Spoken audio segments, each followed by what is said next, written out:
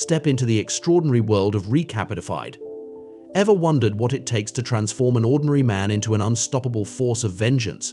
Step into the thrilling world of Silent Night, where tragedy ignites an unstoppable quest for justice. Follow his journey from grief to grit as our protagonist, Brian, evolves into a relentless force, ready to take down his son's killer with the precision and style of John Wick himself. Get ready for a rollercoaster ride of action, suspense, and the ultimate pursuit of retribution, and hit that subscribe button for more captivating content. As the movie commences, our protagonist, Brian, is seen covered in blood and running behind two cars, blue and the orange one, engaged in a drive-by shootout. As the blue car gets rid of the orange car by killing the gang members inside, Brian picks up a rod and waits for the blue car to approach him. As the car gets closer, Brian attacks and breaks the windshield, thus drawing the attention of the gang members. He manages to escape and leads their car into a horrible accident. Brian is injured when a gang member, Player, comes out and shoots him. Player aims at him while Brian lies helpless before him. Player takes no chances and shoots Brian in neck. Later, Brian is seen being taken for emergency treatment when his wife, Saya, arrives. She is concerned about her two most important losses in a single day and cries in agony. One day later, Brian's condition gets stable and dead. Dennis Vassell visits him and drops his card after finding Saya asleep. A few days later, Brian reopens his eyes and panics while Saya summoned the nurse. Brian's health improves with each passing day, but he realizes he has lost his voice as the bullet has damaged his vocal cords. Saya buys an electrolarynx for him, but Brian is maddened and breaks it. After his discharge from the hospital, Saya takes him home when Brian spots many anti-police and gang slogans on his way home. After they reach their home, Brian gets emotional and gets a flashback of the day when he returned from work and was warmly welcomed by his son, Taylor. He visualizes himself playing with Taylor and cries after not seeing him there. He enters his house and cries, looking at the Christmas tree and the gifts for Taylor. He loses his calm and finds the paper reporting the news of how a stray bullet killed Taylor during the gang war shown at the beginning of the movie. Brian requests that Saya help him, but she doesn't know how.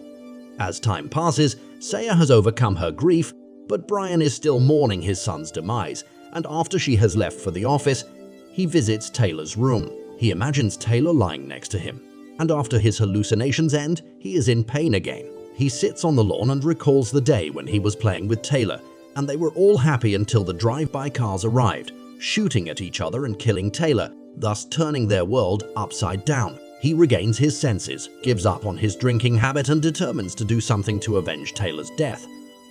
Suddenly, Saya returns and notices him ignoring her texts.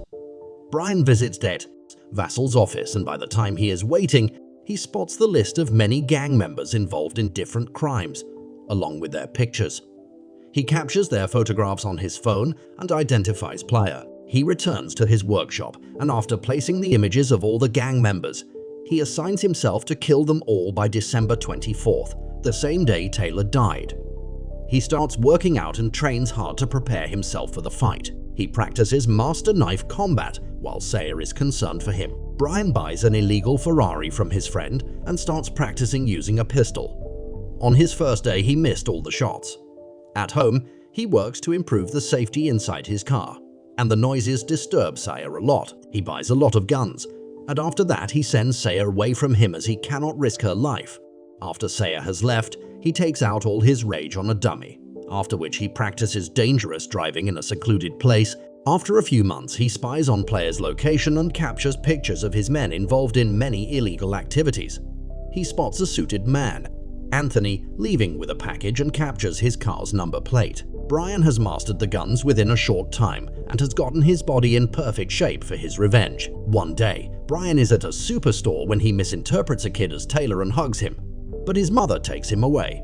As he returns to his car, Brian is stunned to see Player before him and decides to kill him. Unfortunately, he has to stop as many kids surround Player. Brian has no other option but to wait for the perfect time and control himself after Player's girlfriend bullies him.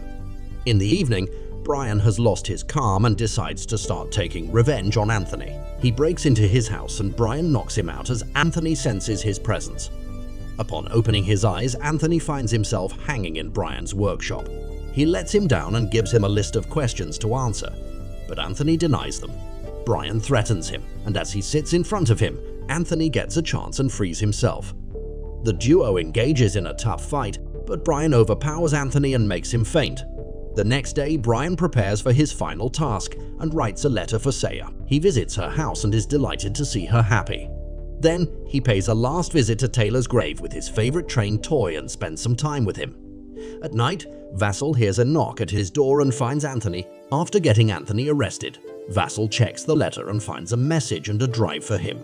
Upon checking, he finds all the information against Player's gang and their network and is shocked to see this all. At the same time, Brian hears a transmission reporting a crime and waits for the culprits to get free. After they are done robbing the innocent couple, Brian attacks and kills one of them while the other climbs on his car's roof. He attempts to kill Brian but gets shot instead. Brian chops off his fingers and sends them to Player to start a gang war. His plan works, and he reaches a place where Player's men are engaged in a gang war against his rivals and the police.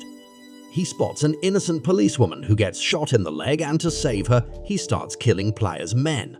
Meanwhile, one of them records his video and sends it to Player. He checks the video and regrets his life choices after seeing Brian and recalling how he shot him. Ian attempts to save the policewoman but fails, as she gets killed while getting inside his car. He spots Player's man recording his video and hits him with his car. Brian gets his phone and sends a clip while killing him. The scene cuts to a contractor, Ruiz, who gets the contract to kill Brian for $5,000. Reese spots him leaving the place, and he finishes his first task. Brian is driving away when he finds Ruiz and his men on his tail. He tries to escape but reaches an ally blocked by Player's men. He shoots them and makes his way out.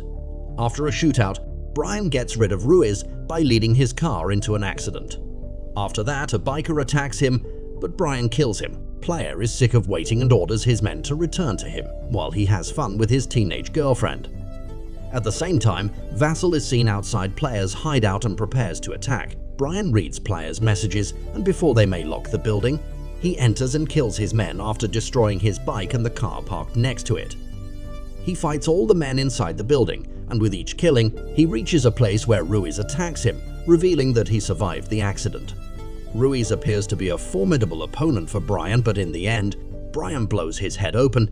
In the meantime, Vassal enters the building and gets attacked, but he kills them all. Vassal finds Brian and the duo points a gun at each other, but they decide to team up. As they move ahead, Player's girlfriend opens fire at them, using an SMG, and injures them both after they try to shoot her.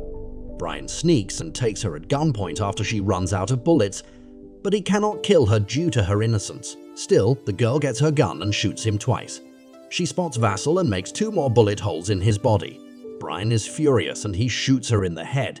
He enters Player's room, but he has been weakened a lot at that time. Player shoots him 3 times, but the bullets hit his vest.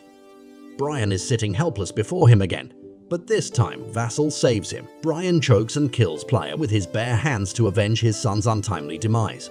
After his revenge, Brian lies on the ground while Vassal accompanies him. Brian visualizes his days spent with Taylor and imagines him growing up.